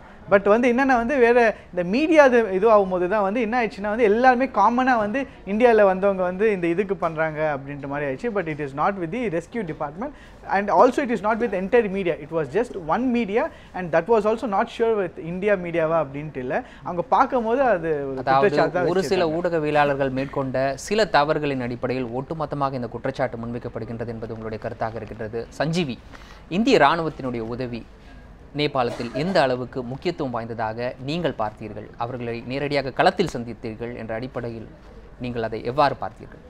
இந்திய ராணுவத்துடைய ரோல் வந்து ஒரு பெரிய ரோல் தான் சொல்ல முடியும். ஏன்னா நீங்கள் கூறிய இந்த மாதிரி இந்தியன் ஏர்ஃபோர்ஸ் முக்கியமாக கிட்டத்தட்ட 22 ஹெலிகாப்டர் மூலயமா கிராமங்களுக்கு, சாலை இல்லாத கிராமங்களுக்கு, மலை கிராமங்களுக்கு, குறிப்பாக சிந்து பாச்சோக் போன்ற மாவட்டங்கள் இருக்கிற அந்த மலை கிராமங்களுக்கு சென்று டைரெக்டாக மீட்டிட்டு வந்தாங்க. அதனால் இந்தியாவோட ரோல் வந்து இந்த விஷயத்தில் ஒரு பெரிய ரோல்னு சொல்ல முடியும். இன்னொரு ரீசன் என்னென்னா நேபாள் ஆர்மியோட ஒரு ரோல் வந்து முக்கியமாக பிளாக் அவுட் ஆயிடுச்சுன்னு சொல்ல முடியும். ஏன்னா இந்தியன் மீடியாவோட டாமினேஷன் அதிகமாக இருக்குது. குறிப்பாக நேபாளை பொறுத்த வரைக்கும் கூட நேபாளோடைய மீடியாவோட பவர் கம்மியாக இருக்கே தவிர இந்தியன் மீடியாவோட டாமினேஷன் நேபாள் அதிகமாக இருக்குது. அது ஒரு முக்கியமான காரணம் சொல்லலாம். ஏன்னா இந்தியன் மீடியா குறிப்பாக சொல்லும்போது இந்தியாவோட ரோல் என்னன்னு சொல்லிட்டு தான் ப்ளே பண்ணுவாங்க தவிர நேபாள் ஆர்மியோட ரோல் என்னன்னு சொல்லிட்டு ப்ளே பண்ண மாட்டாங்க. ஸோ இந்த ட்வீட்டுக்கு இது ஒரு முக்கியமான காரணமாக இருக்கும்னு நான் நினைக்கிறேன். அதே மாதிரி நேபாளோட ஆர்மி கூட பெரிய ரோல் பெருசாக ப்ளே பண்ணாங்க. அதே மாதிரி நேபாளோடைய போலீஸ் கூட இந்த விஷயத்தில் பெருசாக ப்ளே பண்ணாங்க. பட் நேபாளை பொறுத்த வரைக்கும் நேபாளோட மீடியாவை வந்து கொஞ்சம் சப்டிலாக ப்ளே பண்ணாங்க. ஏன்னா நேபாள் மீடியா டெக்னாலஜிக்கலும் சரி, அந்த இந்த வயசும் சரி, கொஞ்சம் எப்பவுமே கொஞ்சம் கீழே தான் இருக்காங்க. அதனால நீங்கள் ட்வீட் குறிப்பாக பார்த்தீங்கன்னா கோ ஹோம் இந்தியன் மீடியான்னு சொல்லிட்டு சொல்கிறத விட வந்து நேபாள் மீடியா க்ரோ அப்னு சொல்லிட்டு நிறைய ட்வீட்ஸ் நம்மளால் பார்க்க முடியுது. ஸோ நேபாள் மீடியா மேலே இருக்க ஒரு கோபம் கூட இந்தியா மீடியாவில் திரும்பிச்சு அப்படின்னு சொல்லி இந்த விஷயத்தில் சொல்லலாம். அதாவது இது அரசியல் ரீதியாக கூட பார்க்க வேண்டிய ஒரு கருத்தாக இருக்கின்றது. இந்தியாவினுடைய ஆதிக்கம் நேபாளத்தில் இருப்பதாக நேபாளத்தினுடைய தேசபக்தர்களாக கருதப்படக்கூடிய நபர்கள் சில குற்றச்சாட்டுகளை முன்வைக்கின்றார்கள். அதன் அடிப்படையிலும் கூட அரசியல் ரீதியாகவும் கூட இந்திய இராணுவத்தினுடைய செயல்பாடு, இந்திய இராணுவம் நேபாள மக்களுக்கு உதவுவது, இந்தியாவினுடைய ஊடகங்கள் நேபாளத்திற்கு சென்று நேரடியாக செய்தி சேகரிப்பது, இது போன்ற அரசியல் எண்ணம் கொண்ட நபர்களுக்கு ஒரு தவறான விஷயமாக பார்க்கப்பட்டிருக்கலாமா? அதன் அடிப்படையிலும் கூட இது போன்ற கருத்துக்கள் பரப்பப்பட்டிருக்கலாமா? ஆமாம், வாய்ப்புகள் அதிகமாக இருக்குது. ஸோ பிகாஸ் ஆஃப் பொலிட்டிக்கல் இதுக்காக வேணாலும் இது நடக்கிறதுக்கு ஒரு நிறைய வாய்ப்புகள். ராஜாராம் ஐயா நம்முடைய ஒளிப்பதிவாளர் நம்மோடு இருக்கின்றார். ஒளிப்பதிவாளரிடம் பேசுவதற்கு முன்னர் நான் ஏற்கனவே சொன்னதன்படி இது போன்ற போர் சூழல்களாக இருக்கட்டும், பேரிடர் காலங்களாக இருக்கட்டும், முக்கியமான நிகழ்வுகளாக இருக்கட்டும், இதை பதிவு செய்யக்கூடிய நபர்களாக ஒளிப்பதிவாளர்கள், புகைப்பட கலைஞர்கள் இருக்கின்றார்கள். அவர்கள் எடுக்கக்கூடிய புகைப்படம், அவர்கள் காட்சிப்படுத்தக்கூடிய அந்த காட்சிகள் என்பது உலகத்தினுடைய ஒவ்வொரு மக்களினுடைய மனதையும் உருக்கக்கூடிய வகையில் அமைந்திருக்கின்றன. அந்த வகையில் நான் ஏற்கனவே சொன்னதன்படி 1972ஆம் ஆண்டு எடுக்கப்பட்ட ஒரு மிக முக்கியமான புகைப்படம், எல்லோரும் பார்த்திருப்போம் அந்த புகைப்படத்தை. வியட்நாம் யுத்தத்தினுடைய கொடூரத்தை அந்த ஒரு புகைப்படம் உலகத்திற்கு கொண்டு போய் சேர்த்தது என்று கூட சொல்லலாம். அந்த புகைப்படத்தை நாம் இப்போது பார்ப்போம். 1972ஆம் ஆண்டு எடுக்கப்பட்ட இந்த புகைப்படம், இந்த புகைப்படத்தில் இருக்கக்கூடிய சிறுமியின் பெயர் கிம்பு. அந்த 1972ஆம் ஆண்டு அவருடைய வயது என்பது 9. இந்த புகைப்படத்தை எடுத்த அந்த புகைப்பட கலைஞர் நிக் வுட், அதாவது அசோசியேட் பிரஸ் என்ற சர்வதேச செய்தி நிறுவனத்தைச் சேர்ந்த நிக் வுட் எடுத்த இந்த புகைப்படம் உலக அளவில் மிகப்பெரிய தாக்கத்தை ஏற்படுத்தியது. வியட்நாம் யுத்தத்தை உடனடியாக நிறுத்த வேண்டும் என்று அமெரிக்காவில் மிகப்பெரிய எதிர்ப்பலை உருவானது. அதற்கு மிக முக்கிய காரணமாக இந்த புகைப்படம் அமைந்தது. இரண்டாவதாக மற்றொரு மிக முக்கியமான புகைப்படத்தை பார்க்க இருக்கின்றோம். ருவாண்டா இனப்படுகொலையை பற்றி நாம் கேள்விப்பட்டிருப்போம். ஒரு குறிப்பிட்ட இனம், அதாவது ஹூட்டு இனத்தைச் சேர்ந்தவர்கள் டூட்சி இனத்தைச் சேர்ந்த லட்சக்கணக்கான மக்களை கொன்று குவித்தார்கள். அந்த சம்பவங்களை, அதாவது அந்த ஒட்டுமொத்த சுமார் நமக்கு கிடைக்கக்கூடிய தகவலை வைத்து பார்க்கும்போது 8 லட்சம் பேர் கொல்லப்பட்டிருக்கிறார்கள். ஆனால் அந்த கொல்லப்பட்ட 8 லட்சம் பேரையும் இந்த ஒரு புகைப்படம் கொண்டு வந்து நிறுத்துகின்றது என்று கூட சொல்லலாம். சுவற்றில் நீங்கள் பார்க்கக்கூடிய அந்த இரத்த கரை படிந்த கால் அச்சுகள் என்பது படுகொலை நடந்து கொண்டிருக்கும் பொழுது இந்த சுவரேறி தப்பிப்பதற்காக முயன்ற நபர்களினுடைய காலச்சிக்கல். இந்த புகைப்படம் ஒரு சாதாரண புகைப்படம், ஆனால் உலகத்தில் இருக்கக்கூடிய ஒவ்வொரு மக்களினுடைய மனத்தையும் உருக்கக்கூடிய புகைப்படம். இது போன்ற பல்வேறு விஷயங்கள் இருக்கின்றன. ராஜாராம் ஐயா, இந்த நேரத்தில் இந்த கேள்வியை முன்வைக்கின்றேன். நீங்கள் ஒளிப்பதிவு செய்யும் பொழுது நீங்கள் பதிவு செய்யக்கூடிய காட்சிகள் இது போன்ற உலக மக்களினுடைய மனத்தை உருக்கக்கூடிய காட்சிகள் என்ற ஒரு எண்ணம் முதலிலே உங்களுக்கு தோன்றுவதற்கு வாய்ப்பு இருக்கின்றதா? கண்டிப்பாக. நீங்கள் இந்த விசுவல்ஸ் எல்லாம் பார்க்குறீங்க, இப்போ அந்த வீடியோ பார்க்குறீங்க, எல்லாருமே மக்களை பார்க்குறாங்க. பட்டு அதில் பார்க்குற நாங்கள் வந்து எந்த அளவுக்கு ரிஸ்க்காக எடுத்து அந்த கண்ட்ரிக்கு போயிட்டு இப்போ நேபாள் ஆகட்டும், இதுக்கு முன்னாடி சுனாமி ஆகட்டும், எல்லா இதில் வந்து எனக்கு எக்ஸ்பீரியன்ஸ் இருக்குது. ஸோ இந்த எக்ஸ்பீரியன்ஸ் எல்லாம் வந்து எனக்கு வந்து வந்து எப்படின்னா இங்கே உயிர் நாங்கள் பார்க்குறதோட நாங்கள் வந்து எப்படி வந்து மக்களுக்கு செய்திகள் சேர்க்குறோம், அதான் மெயினாக வந்து நாங்கள் பண்ணிகிட்டு இருக்கிறோம். ஸோ இதில் பார்த்திங்கன்னா இப்போது நேபாள் நாங்கள் 25th இந்த இன்சிடெண்ட் நடந்தது, 26th நேபாளுக்கு கிளம்பினோம். ஸோ அங்கேருந்து நாங்கள் வந்து போய் சேரத்துக்கே வந்து எங்களுக்கு 2 நாள் ஆயிடுச்சு. ஸோ அதுக்கப்புறம் அங்கே போனால் கரண்ட்டு கிடையாது, ஈவன் வாட்டர் சப்ளை கிடையாது, ஈவன் டிரான்ஸ்போர்ட்டேஷன் கிடையாது. அவ்வளோ ரிஸ்க் ஃபேக்டரில் உள்ளே போயிட்டு அங்கே இடத்துக்கு போனால் அது பிஃபோர் எப்படி இருந்தது தெரியாது. பட் அந்த சுச்சுவேஷன் பார்க்குறப்போ எங்களுக்கே ரொம்ப மனசு கஷ்டமாக இருந்தது. பட் இந்த விஷயம் எல்லாருக்கும் நம்ம ஷேர் பண்ணிக்கணும், மெயினாக வந்து ஷேர் பண்ணி டிவியில் எல்லாருக்குமே வந்து காமிக்கணும்னு சொல்லிட்டு தான் வந்து மெயினாக நாங்கள் வந்து கான்சன்ட்ரேஷன் பண்ணியிருந்தோம். ஸோ இதுக்காக வந்து நம்ம நண்பர் சஞ்சீவ் ஆகட்டும், நானாகட்டும், சில ரிமோட் வில்லேஜஸ்க்கெல்லாம் போகிறப்பெல்லாம் வந்து அவ்வளோ எமோஷ்னலாக பயங்கரம். நாங்களே வந்து இவங்கெல்லாம் எப்படி தான் வந்து திருப்பி நார்மல் ஸ்டேஜுக்கு வருவாங்கன்னு சொல்லிட்டு தான் எதிர்பார்க்குறது ரொம்ப கஷ்டமாக இருக்குது. ஸோ நம்ம நண்பர் கூட சில இடத்துல வந்து நாங்கள் 2 வீலரில் தான் போயிருக்கிறோம். ஏன்னா காரில் போனாலும் சரி, அது வந்து அந்த வழி வந்து கார் போகாத இடத்துல எல்லாருமே ஆமாம் அந்த இடத்துலக்கெல்லாம் வந்து அவ்வளோ ரிஸ்க் எடுத்து கீழெல்லாம் விழுந்துட்டாப்புல. ஸோ அந்தளவுக்கெல்லாம் ரிஸ்க் எடுத்து நாங்கள் பண்ணியிருக்கிறோம். பட் அந்த ரிஸ்க் ஃபேக்டர் யாருக்குமே மக்களுக்கு தெரியாது. பட் அது வந்து எல்லாம் வந்து நெகட்டிவாக தான் பார்க்குறாங்க. ஆனால் எந்த அளவுக்கு நாங்கள் கஷ்டப்பட்டு நேரடியாக மக்களுக்கு தெரியாது என்று சொல்லிவிட முடியாது. நாம் பதிவு செய்யக்கூடிய ஒவ்வொரு காட்சிகள் மக்களுடைய மனதை உழுக்கக்கூடிய காட்சிகள். அந்த வகையில் தொடர்ந்து இந்த புகைப்படங்களை பார்ப்போம். நாம் பார்க்கக்கூடிய இந்த பெண்மணி டோரத்தி கவுன்ஸ். இவர் 1957ஆம் ஆண்டு இந்த புகைப்படம் எடுக்கப்பட்டிருக்கிறது. அந்த காலத்தில் அமெரிக்காவில் கருப்பின பெண்கள் யாரும் பள்ளிக்கு செல்லக்கூடாது, அதை மீறி முதல் பெண்மணியாக பள்ளிக்கு சென்ற பெண்மணி டோரத்தி பள்ளிக்கு சென்றபோது அங்கே இருக்கக்கூடிய வெள்ளை சிறுவர்கள், வெள்ளை மாணவர்கள் அவரை கேலி செய்யக்கூடிய அந்த காட்சி, இந்த காட்சி உலகத்தை மனதை உருக்கியது. அதன் பிறகு 1960களினுடைய 50களினுடைய இறுதியில் ஒரு மிகப்பெரிய, அதாவது கருப்பின மக்களுக்கு ஆதரவாக ஒரு மிகப்பெரிய இயக்கம் அமெரிக்காவில் உருவாக்கப்பட்டது. அடுத்து நாம் பார்க்கக்கூடியது ஈராக்கில் அபு கரீப் என்று அழைக்கப்படக்கூடிய அந்த சிறைச்சாலையில் இருக்கக்கூடிய ஒரு புகைப்படம். இந்த புகைப்படம் வெளியான பிறகுதான் ஈராக்கில் அமெரிக்காவால் இது போன்ற ஒரு சிறைகள் நடத்தப்பட்டு வருகின்றன, அங்கு சிறை கைதிகள் இவ்வாறு கொடுமைப்படுத்தப்பட்டு வருகிறார்கள் என்ற தகவல் உலக அளவில் தெரிய வந்தது. இது போன்ற சிறைகள் உடனடியாக மூடப்பட வேண்டும் என்ற குரல் உலகம் முழுவதும் ஒலித்தது. அதன் அடிப்படையில் இந்த கைதிகள் விடுதலை செய்யப்பட்டார்கள். இதிலிருந்து சில கைதிகள் விடுதலை செய்யப்பட்டார்கள். அடுத்ததாக நாம் பார்க்கக்கூடிய புகைப்படம் சோமாலியா. அதாவது சோமாலியாவில் 1992ஆம் ஆண்டு ஏற்பட்ட ஒரு மிகப்பெரிய பஞ்சம். அந்த பஞ்சத்தை தொடர்ந்து அந்த நாட்டிற்கு உதவுவதற்கான நிவாரணப் பொருட்கள் உலகம் முழுவதும் இருந்து வந்து குவிந்தன. அதற்கு காரணமாக இருந்த பல்வேறு புகைப்படங்களில் இது ஒன்று, மிக முக்கியமான ஒன்று. தன்னுடைய குழந்தையை இழந்த தாய் அந்த இறந்து போன குழந்தையை கையில் சுமந்து கொண்டு நடந்து வரக்கூடிய இந்த புகைப்படம் சோமாலியாவினுடைய சோகத்தை உலகத்திற்கு கொண்டு போய் சேர்த்தது. இந்த வகையில் ஒளிப்பதிவாளர்களும் ஊடகவியலாளர்களும் அவர்கள் இது போன்ற சந்தர்ப்பங்களில், அதாவது பஞ்சங்கள், போர்கள், இயற்கை பேரிடர்கள் போன்ற காலங்களில் அவர்கள் முன்வைக்கக்கூடிய, அவர்கள் தங்களுடைய உயிரையும் துச்சமாக மதித்து செய்யக்கூடிய காரியங்கள் என்பது மிகப்பெரிய ஒரு மாற்றத்தை உருவாக்கி இருக்கின்றது என்று கூட சொல்லலாம். ஐயா, இந்த புகைப்படங்களை எல்லாம் பார்த்த பிறகு நீங்கள் தொடக்கத்தில் முன்வைத்த கருத்தில் இருந்து இப்போது மாறுபடுகிறீர்களா? இல்லை, அதுதான். நான் வந்து மீடியா வந்து அப்போஸ் பண்ணி வந்து நான் பேசவே இல்லை. பட் நேபாளில் நடந்த ஒரு சினாரியோ பேஸ் பண்ணி தான் பேசுகிறேன். அப்சல்யூட்லி வந்து இன்னைக்கு அது ஒரு தவிர்க்கப்பட வேண்டிய கருத்து என்று எடுத்துக்கொள்ளலாமா? யாரோ ஒருவர் செய்த தவறிற்கு ஒட்டுமொத்த ஊடகத்தையும் நாம் குறை சொல்வதற்கான வாய்ப்பு இருக்கின்றதா, அல்லது இது தேவையற்ற ஒரு கருத்து என்று நீங்கள் கருதுகிறீர்களா?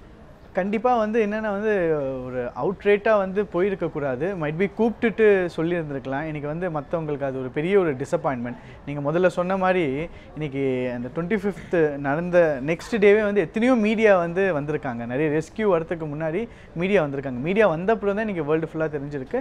பட் அது டைரெக்டாக வந்து இந்தியன் மீடியா சொல்லும் போது definitely I am opposing it without any second doubt and without any thought.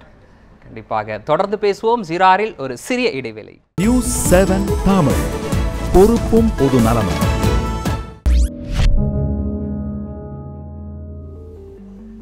ஜீராருக்கு உங்களை மீண்டும் வரவேற்கின்றேன். நேபாளத்தில் இந்திய ஊடகங்களினுடைய செயல்பாடுகள் எவ்வாறு அமைந்தது என்பது குறித்து பேசி வருகின்றோம். இந்த சூழலில் உலக அளவில் பஞ்சம், போர் போன்ற காலங்களில் ஊடகங்களினுடைய செயல்பாடு என்பது மிக முக்கியமாக அமைந்திருக்கின்றது. ஊடகவியலாளர்களுடைய பணியின் அடிப்படையில் அந்த குறிப்பிட்ட போர் நிறுத்தப்படுவதற்கான வாய்ப்பாகவும் கூட அமைந்திருக்கின்றது. அந்த வகையில் உலகை உலுக்கிய சில புகைப்படங்களை விளக்கக்கூடிய ஒரு செய்தி தொகுப்பை பார்த்து விடலாம்.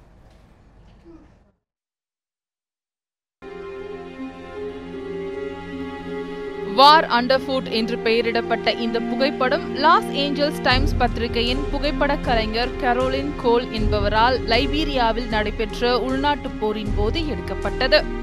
போரின் தீவிரத்தை மிக எளிதாக உலகிற்கு புரிய வைத்த படம் என்றே இதனை கூற முடியும். இந்த புகைப்படத்திற்காக புகைப்பட கலைஞர் நீல் உல்விச்சிற்கு 1977 ஆண்டிற்கான புலிட்சர் விருது வழங்கப்பட்டது. தாய்லாந்து ராணுவ அரசுக்கு எதிராக நடைபெற்ற மாணவர்கள் போராட்டத்தின் மீது தொடுக்கப்பட்ட அடக்குமுறையை இந்த புகைப்படம் உலகிற்கு உணர்த்தியது. இஸ்ரேலை சேர்ந்த ஆர்டட் பாலல்டி என்ற புகைப்பட கலைஞர் 2006 ஆண்டு எடுத்த இந்த புகைப்படம் இஸ்ரேல் ராணுவம் பாலஸ்தீன மக்களுக்கு எதிராக நடத்தும் அடக்குமுறையை தோலுரித்து காட்டியதுடன் பாலஸ்தீன மக்களின் போராட்ட குணத்தை உணர்த்துவதாகவும் அமைந்தது.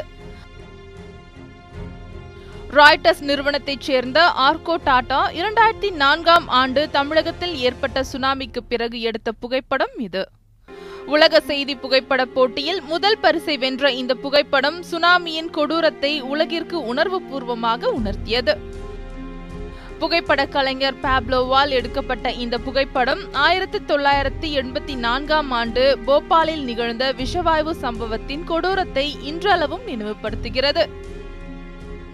கொசாவா போரின் போது கேரோல் கசி என்ற பெண் புகைப்பட கலைஞரால் எடுக்கப்பட்ட இந்த புகைப்படம் அவருக்கு புலிட்சர் விருதை பெற்று தந்தது. இதன் மூலம் கேர்லோ இந்த விருதை பெற்ற முதல் பெண்மணி என்ற பெயரை பெற்றதுடன் கொசாவாவில் அகதிகளின் நிலையை உலகிற்கு அறியச் செய்தார் என்பதும் குறிப்பிடத்தக்கது. அந்த செய்தி தொகுப்பை பார்த்தோம்.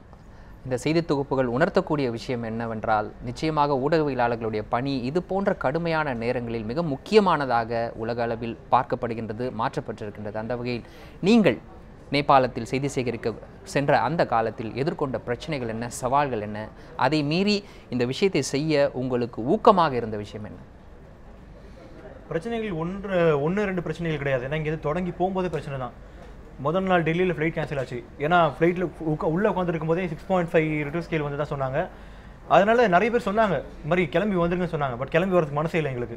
அங்கே போய் பார்க்கணும் என்ன நடந்துட்டு இருக்கு, மக்கள் அவ்வளோ மக்கள் இருக்காங்களே, என்ன பண்ணிட்டு இருக்காங்க, பார்க்கணும், வெளியே கொண்டு வரணும்னு சொல்லிட்டு மைண்டுக்குள்ள ஒரு வைராகி இருந்தது. அதனால தான் அடுத்த நாள் மறுபடியும் வெயிட் பண்ணி அடுத்த நாள் கூட நான் ஃப்ளைட் ஏறி போனோம். போனதுக்கப்புறம் நேபாள் ஆக்சுவலாக லேண்ட் ஆகும்போதே பார்த்தோம் அப்படின்னா பயங்கரமான வெதர், கருமேகங்கள் இருந்தது, மின்னல் அடிச்சிட்டு இருந்தது. மாற்றி மாற்றி ஃபேஸ் ரெண்டு பேரும் முகத்தை பார்த்துக்கிட்டோம், என்ன ஆக போகுதுன்னு தெரியல அப்படின்ட்டு.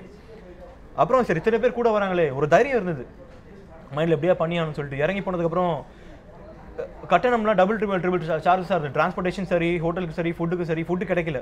பேசிக்கலி வெறும் பிஸ்கெட் சாப்பிட்டோம், வாழைப்பழங்கள் அந்த மாதிரி தான் விஷயங்கள் சாப்பிட்டு இருந்தது தவிர ஃபுட் எதுவும் கிடைக்கல. இத்தனையும் தாண்டி வந்து நியூஸை கொடுத்தாகணும், நம்ம நடக்கிற விஷயங்களை வந்து உடனே கொண்டு போய் ஆகணும் அப்படின்ற ஒரு விஷயம் மைண்டில் இருந்தது தவிர மற்ற விஷயங்கள் எதுவுமே கீழே எங்களுக்கு தெரியல. ட்ரெஸ்ஸு ஒரே ட்ரெஸ் தான் போட்டுட்டு இருந்தோம், 4 நாள் ஒரே துணி போட்டுட்டு இருந்தோம்.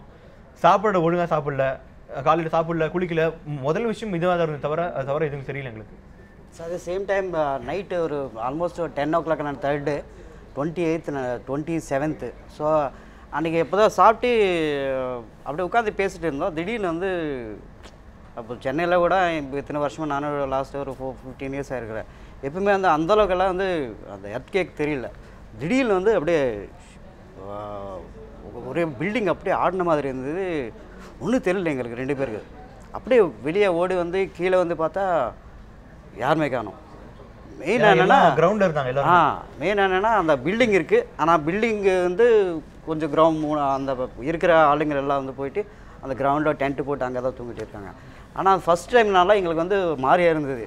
ஆக்சுவலாக சொல்ல போனால் ஒரு உயிர் மேலே என்னடா இது, நம்ம மிஸ்டேக்காக இங்கே வந்திருக்காமான்னு சொல்லி ஒரு ஃபீலிங் இருந்தது. ஒரு தப்பு அதுக்கப்புறம் தப்பு பண்ணிட்டோமோ அந்த ஃபீலிங் முதல் நாள் முன்னாடி ஆனால் மிகப்பெரிய சவால் அல்லவா? அதாவது உலகத்தில் ஏதோ ஒரு குறிப்பிட்ட இடத்தில் இது போன்ற பேரிடர் ஏற்படும் பொழுது அங்கு யார் நமக்கு உதவ போகிறார்கள், அங்கு நாம் போகக்கூடிய இடம் நமக்கு பரிச்சயமற்ற இடம், யார் நமக்கு வழிகாட்டப் போகின்றார்கள், இது போன்ற எந்த முன்னேற்பாடும் இல்லாமல் நேரடியாக அந்த இடத்துக்கு செல்வது, ஒரே நோக்கம், ஒற்றை நோக்கம், இந்த விஷயத்தை உலகத்திற்கு கொண்டு போய் சேர்ப்பது என்ற எண்ணம் என்பது மிக முக்கியமான ஒன்றல்லவா? அதுதானே உங்களை வழி நடத்தியது என்று கூட சொல்லலாம் அல்லவா? கண்டிப்பா அந்த ஒரு உணர்வு தான். கண்டிப்பா அந்த வகையில் அங்கு வழிகாட்டுதல் இல்லாமல் நீங்கள் எந்த அளவுக்கு பிரச்சனையை மேற்கொண்டீர்கள், பிரச்சனையை எதிர்கொண்டீர்கள்?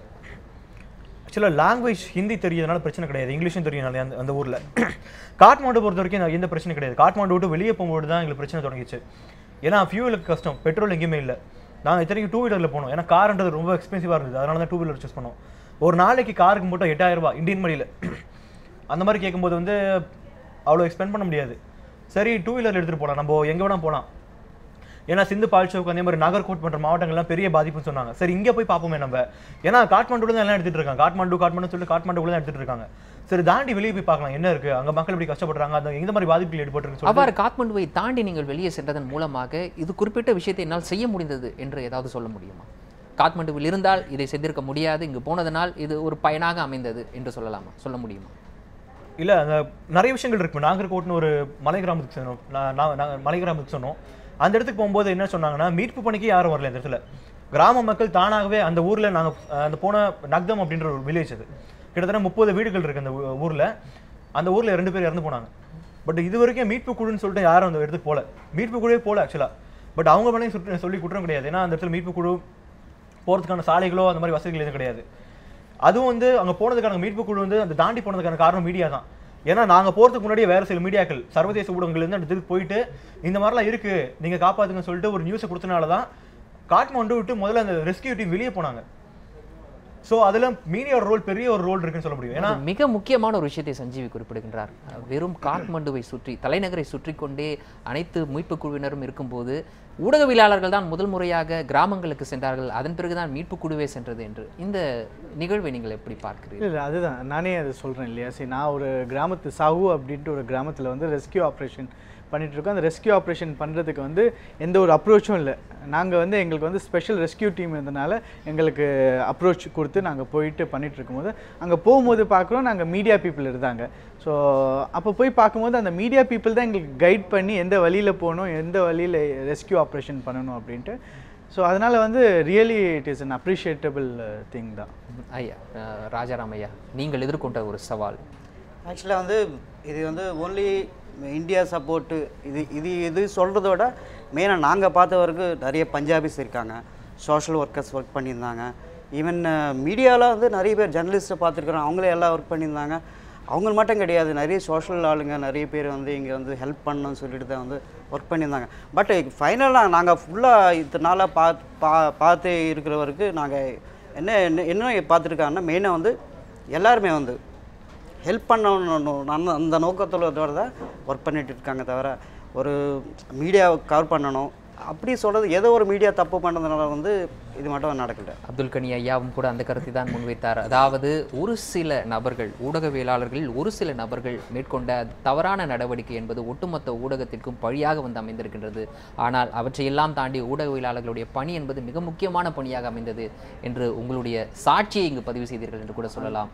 அந்த வகையில் நேபாளத்தில் இது போன்ற ஒரு இயற்கை பேரிடர் சமயத்தில் உலகத்தின் மக்களுக்கு அந்த இயற்கை பேரிடரினால் மக்கள் படக்கூடிய அவலங்களை கொண்டு போய் சேர்க்க வேண்டும் என்ற வகையில் பல்வேறு வகையில் நீங்கள் செய்தி சேகரிப்பதற்காக எதிர்கொண்ட சவால்களை எங்களுடன் பகிர்ந்து கொண்டீர்கள். முதலில் உங்களுக்கு என்னுடைய பாராட்டுகளை தெரிவித்துக் கொள்கின்றேன். நன்றி. தேங்க்யூ. எங்களுடைய அரங்கத்திற்கு வந்து உங்களுடைய கருத்துக்களை பகிர்ந்து கொண்டமைக்கு அப்துல் கனி ஐயா உங்களுக்கு மிக்க நன்றி. இனி மீண்டும் ஒரு சீராரில் நாளை சந்திப்போம்.